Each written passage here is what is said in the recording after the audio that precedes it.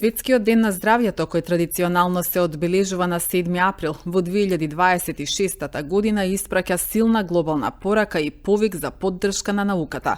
Во тој контекст, овогодишната тема, дефинирана од Светската здравствена организација, гласи «Заедно за здравје, бидете на страната на науката», со што се означува почетокот на едногодишната кампања насочена кон истакнување на значењето на научната соработка во заштитата на здравјето и одржливоста на екосистемите, објави Институтот за јавно здравје.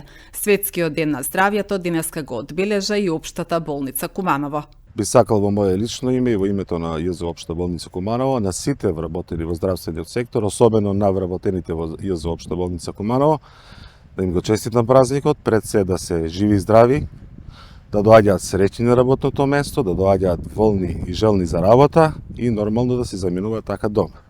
Само со таков пристап ќе можеме да добиеме на крај задоволни пациенти. Што се однесува до вработувањата, ние како менеджмент на Општа болница Куманово го добивме оперативниот буџет.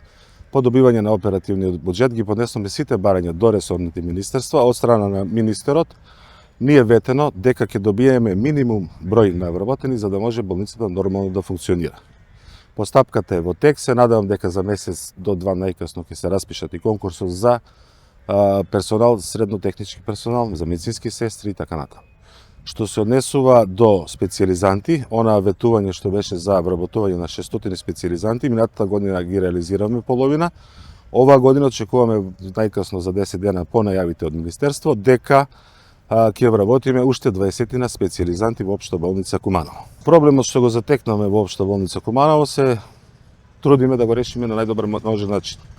Што значи тоа? Имаме договор направен со Карил, со ГАК, со 8 септември, со градска болница, сега во тек е и договор со Штипската болница. Доаѓаат анестезиолози од Скопје, го решаваме до некаде успешно, не можам да кажам целосно, но се додека не добиеме наши специјалисти анестезиолози, не можеме да кажеме дека конечно сме го решиле проблемот.